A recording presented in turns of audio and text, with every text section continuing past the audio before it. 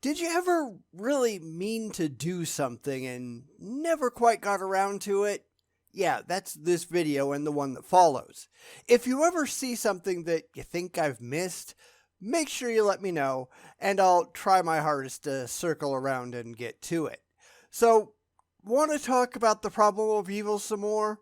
Here we go.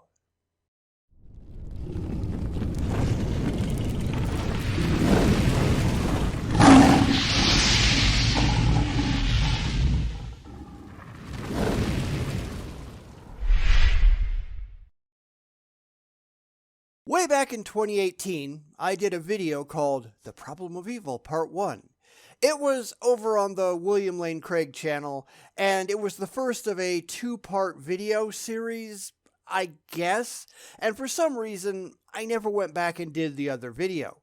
I don't even remember at this point if I ever intended to, but kind viewer and longtime subscriber Susse Kind, and please let me know if I mispronounced that, let me know about it, and it went into my list of things I would do eventually, and it kind of got lost. So recently I went back and I looked at it thinking, well, maybe I had started to do the video and just never finished. But that wasn't the case. They were two entirely separate videos. I did the first one, never went back and did the second one. So I'm going to rectify that today with the first part of a two-part look at William Lane Craig's, or whoever did it, whoever's voice this is, their second video, Suffering and Evil Part 2, the probability version. So with all that out of the way, hope you enjoy.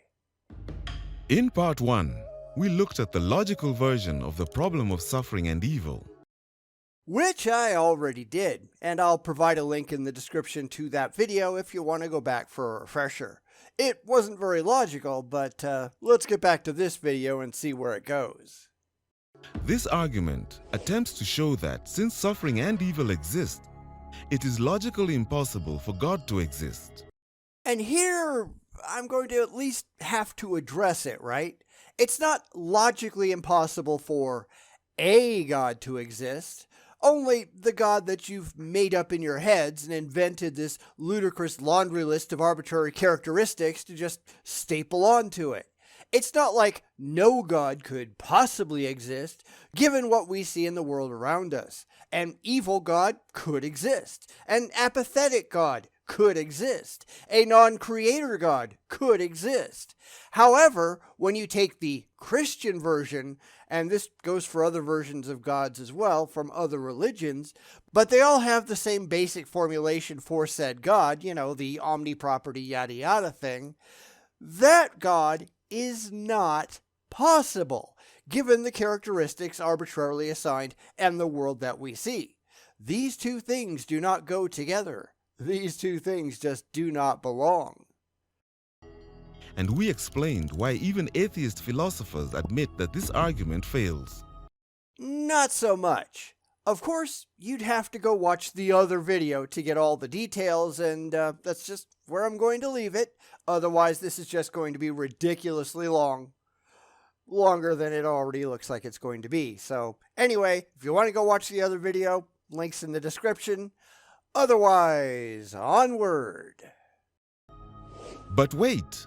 It may still be argued that while it's logically possible that God and suffering both exist, is far from likely. It's still not logically possible, given the imaginary father figure in the sky that you people have just made up in your heads. That is just not going to work. However, when you're talking about likely, well, that's another matter entirely, and hopefully he'll get to that soon. Likelihood is based on truth, and as we all know, there just isn't any demonstrable truth in the biblical narrative when it comes to God. It's like asking, how likely is it that Harry Potter killed Voldemort? Likely in the books? Sure. Likely in reality? No, not a chance.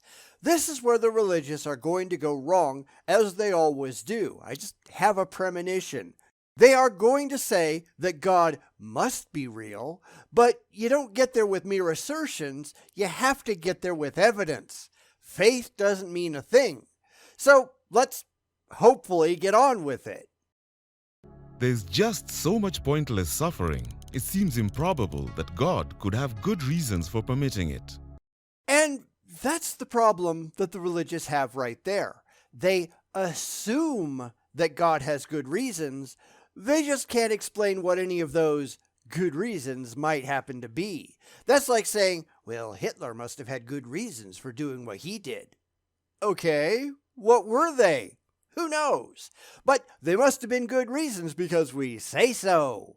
If you can't explain what those reasons are and why they're good, then it's just an empty claim, and the religious are full of those, aren't they? I think even this early on, you can see all of the unwarranted assertions and assumptions that the religious are just stuffing into the video. 1, that God exists. That's just an assertion. 2, that God is anything at all like they claim that he is. Well, how do you know that and how do you prove it?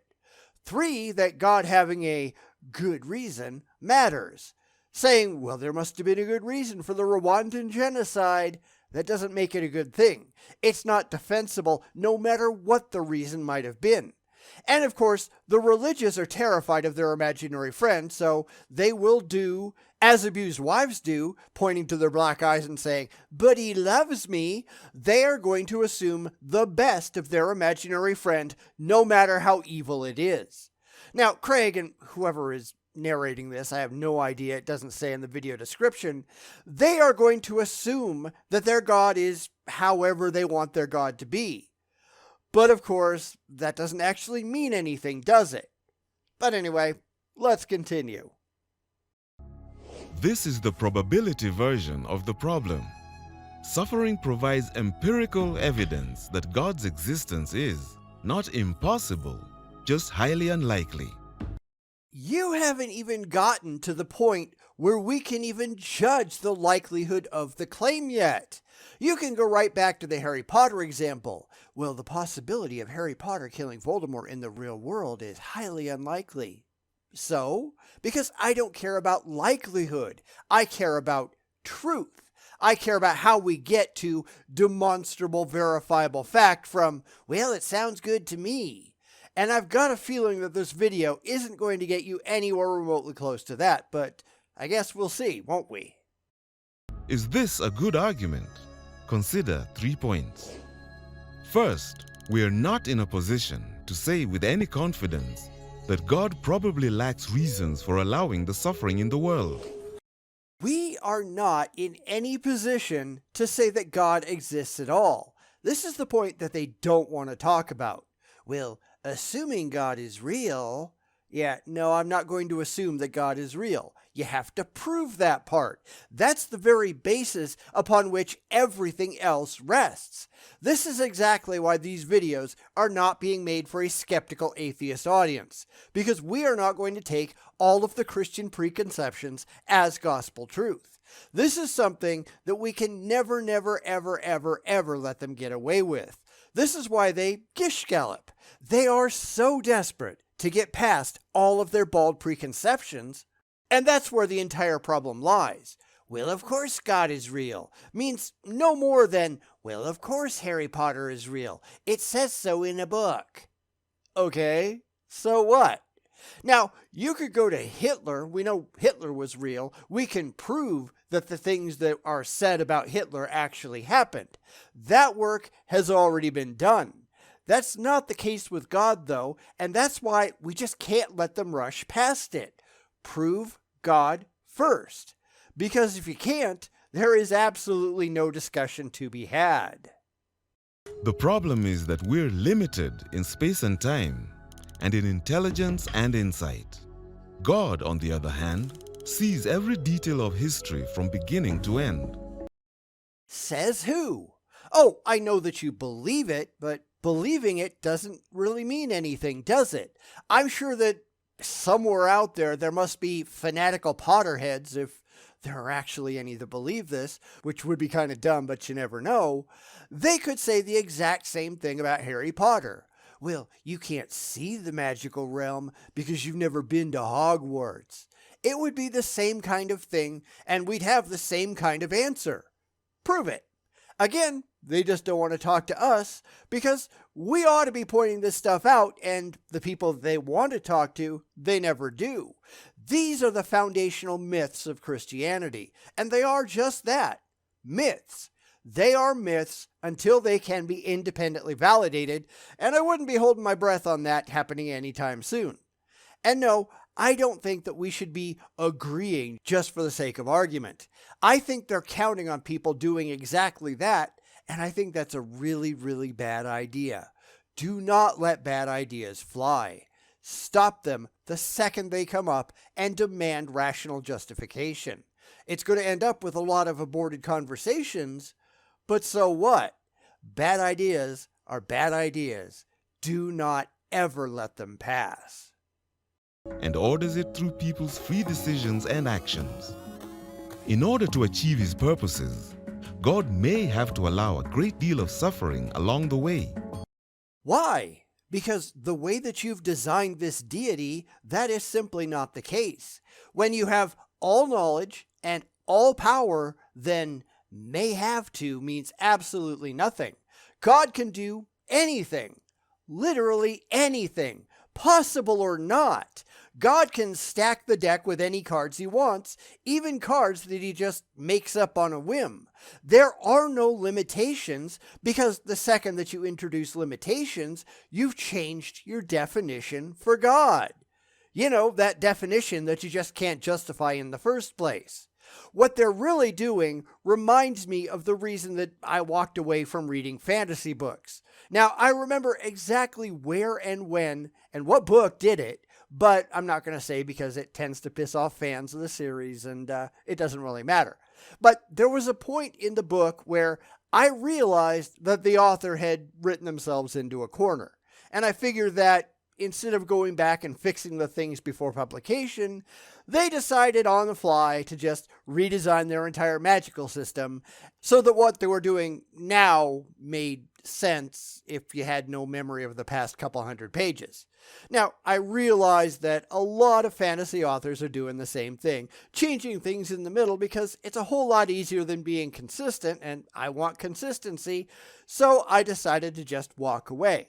Now, that doesn't mean I've walked away from all fantasy. I still read the Harry Potter books. There are a few I get here and there, but for the vast majority, I don't read them at all anymore.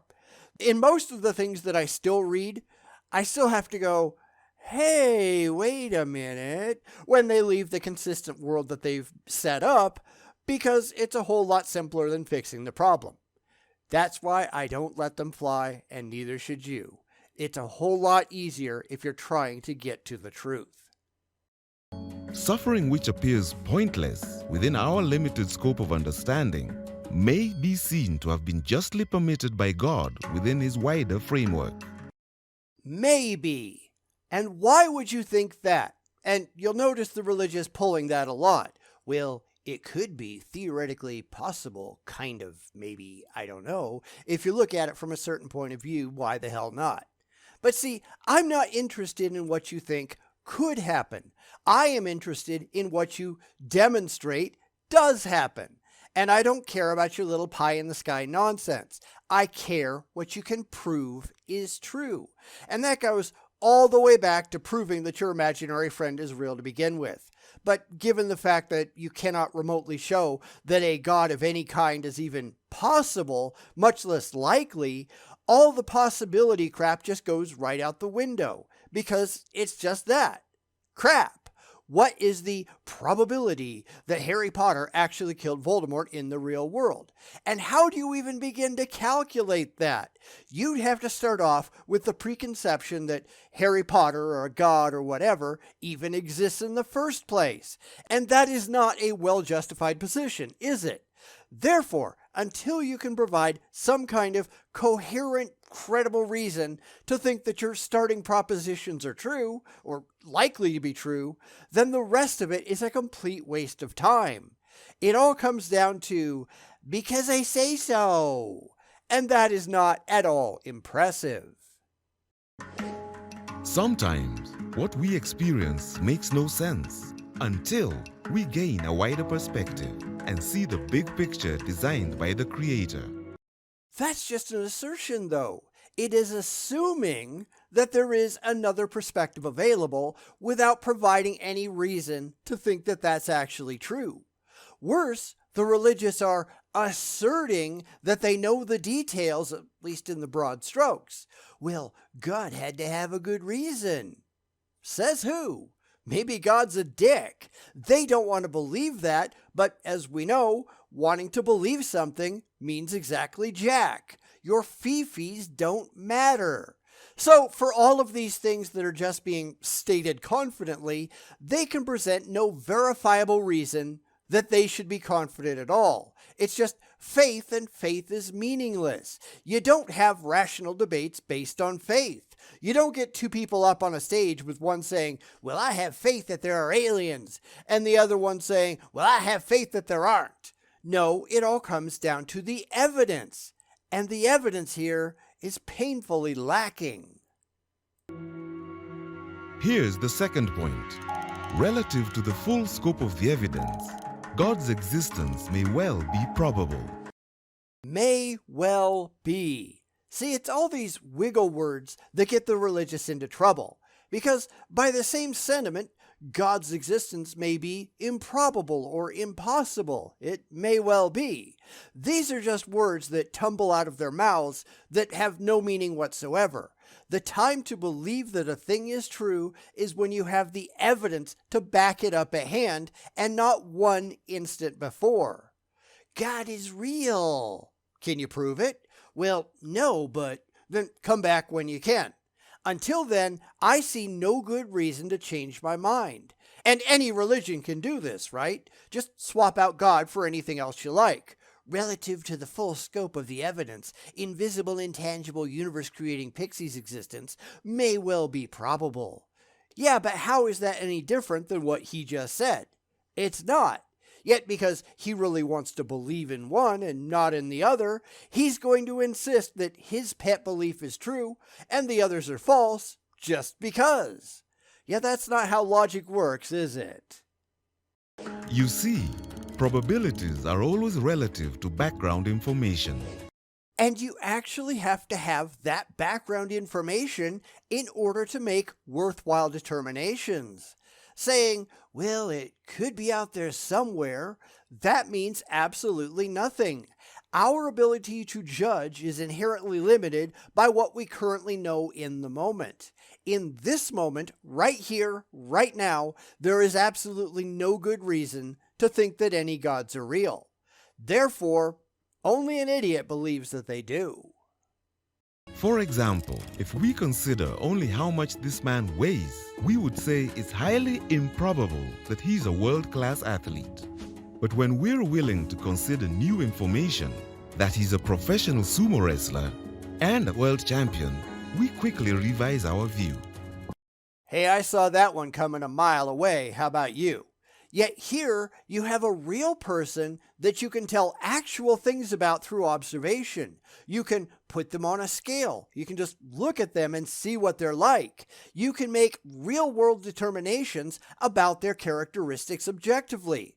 Now, how do you do any of that with God? Not what you want to believe about God, since what you believe means absolutely nothing, but how can you prove anything? What observations can you actually make? And the answer, of course, is nothing. It's all fee-fees and faith, and that is entirely irrelevant. What they're really saying is, well, listen to my unsupported stories about my imaginary friend and tell me what you think. Well, I think they're all unsupported stories, and until you can do something better to show that they're actually true or likely true or even possible to be true in the real world, I am going to file them away with all the other nonsensical stories that I've heard in my lifetime. You can't get from fantasy to reality without evidence. Where's yours? In the same way, when the atheist claims that God's existence is improbable, we should ask, improbable relative to what background information? Everything that we can demonstrate is actually real. This is where the religious are always going to run into trouble. Well, Harry Potter is real according to the background information of the books. But the books are all just made up. Well, you can't prove that. Sure we can. We can go back to the author who is going to tell you that she just made it all up. We can look at all the characteristics of the books and find them incredibly similar to other books that are also demonstrably made up. These are just stories that have not been independently validated to be otherwise. Come on back when you've got something more than your say-so, because you will never see these people again. If we consider only the suffering in the world, then God's existence may very well appear to be improbable. May very well. I mean, just listen to these people. Listen to the words that they use. The second that you see it, it will be impossible to unsee. Well, it could be. So what? Could be's don't matter. Harry Potter could be real. There are lots of people out there named Harry Potter in the real world. You can't prove that Hogwarts isn't real, so you can't say that it's improbable that one of those Harry Potters didn't just go to school there. That is the level of nonsense that the apologists spew. It's just dumb. But if we're willing to look at the full scope of background information, to take into account the powerful arguments for God's existence, we may come to a very different conclusion. Except we don't, because all of that is crap. We've taken them all apart. This is what happens when you try to overwhelm people with religious bullshit. There is absolutely nothing there of any consequences, and 10 small piles of crap don't smell any better than one gigantic one. We have gone through every single one of these arguments many, many times, and we have disproven every single one of these arguments many, many times. If the religious were honest, then they'd stop throwing them at the wall and hope they stick. They are all just a messy smear at this point. You've got to do a whole lot better than that. At least try. The third point is, Christianity entails doctrines that increase the probability of the coexistence of God and suffering. But I don't care what your doctrines say until you can prove that your doctrines and beliefs are true. A while back now, by the time this comes out anyhow, I did a video where one group of Christians was complaining about another group of Christians because they didn't agree with their doctrines. Well, so what? Because doctrines are irrelevant if they are not demonstrably so.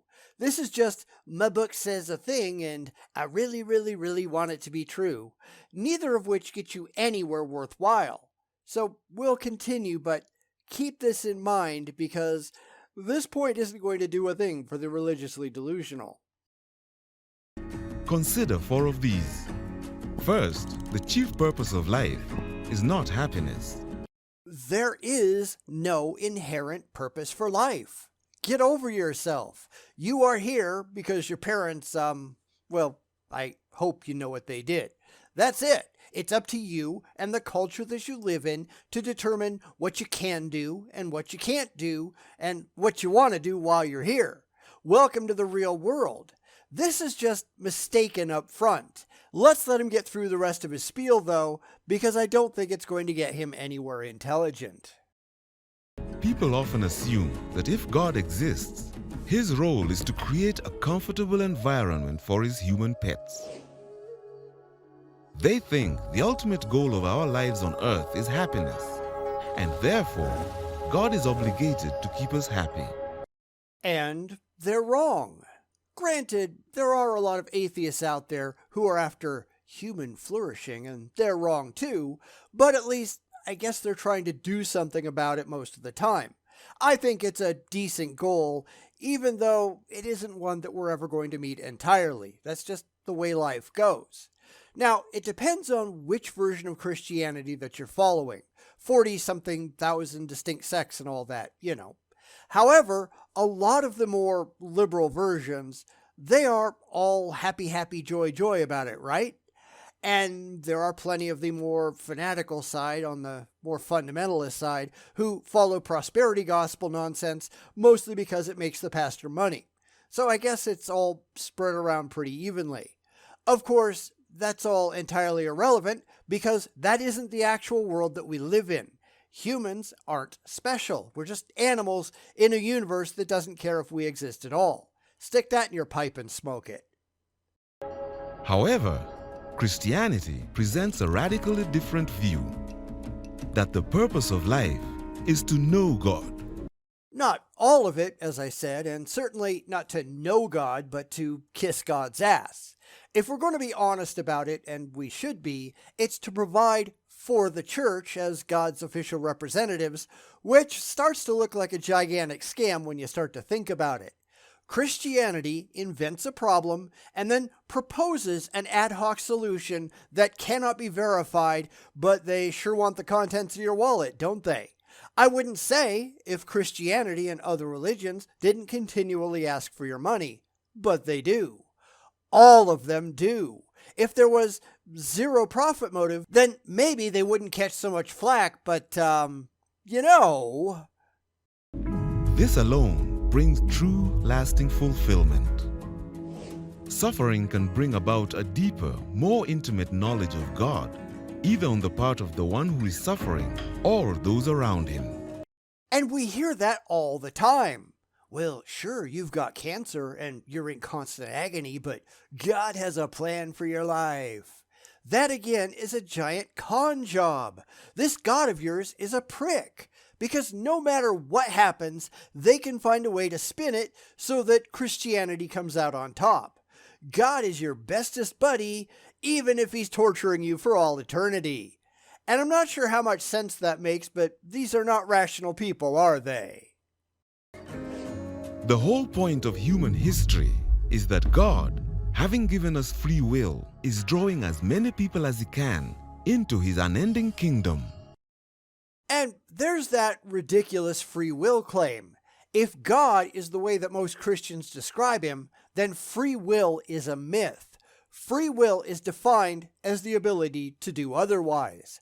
Once God knows everything and can't possibly be wrong, which is how he's usually defined, then free will, even the illusion of free will, goes right out the window. There is no ability to do what God hasn't already foreseen. We're just playing by a script that God already knows, and no matter what we do, we're all saved or damned long before we were even born. Of course, most Christians don't like that, other than the Calvinists, but that's an entirely different matter. At least they're being honest about it, even though the whole idea is stupid. No, they come up with all kinds of bald rationalizations, and it is ever so simple to back them into a corner and point out that their rationalizations are just bullcrap. And then they run away. Big surprise there. Suffering is one of the ways God can draw people freely to himself. In fact, countries that have endured the most hardship often show the highest growth rates for Christianity. That is not a good thing, because these are people who have the least amount of hope. They are relying on the most absurdly unsupported ideas that they can because they don't have anything else. It's why religion is dying in the first world, where most people don't have to get on their knees and hope that they're going to eat today. The countries with strong economies and educational systems, they have very, very little use for Christianity or most other religions. This is why organized religion preys on the needy and the hopeless, because they know those are the only people who might fall for it. God whispers to us in our pleasures, speaks in our consciences, but shouts in our pains. It is his megaphone to rouse a deaf world. Well, I think we all know how little I think of C.S. Lewis. He was just another shyster for the Lord, which describes pretty much all strongly religious people out there, especially apologists. They are just more con men with their hands out for your money. Still, I think this is a good place to stop for the day before this gets too ridiculously long. We'll pick it up again next week with his second point, and I suspect it's not going to be any better than the first. Granted, none of this is being made for us because they don't care what we think. They don't care about us. We're just boogeymen in their own overactive imaginations because we can watch this stuff and just roll our eyes, whereas the people they're really making it for, they can't. It's really dumb, and they have no hope at all of making money from us, so they just rather talk about us or at us or whatever. Anything instead of talking to us. If they actually talked to us, maybe had a solid back and forth conversation, then they might learn something, and they certainly don't want to do that. So set your calendars for next week, and we'll come back and finish this off. Let me know down in the comments if you think they had any real good points, because I can't see any. Granted, I wasn't really expecting to. This is William Lane Craig's channel after all, but who knows? Maybe I missed something. Let me know what you think. And while you're down there, if you see Susse Kind, or however you pronounce that, sorry, give him a thank you for booting me in the butt and making me get back to this. I appreciate it. So anyway, until next week, take care.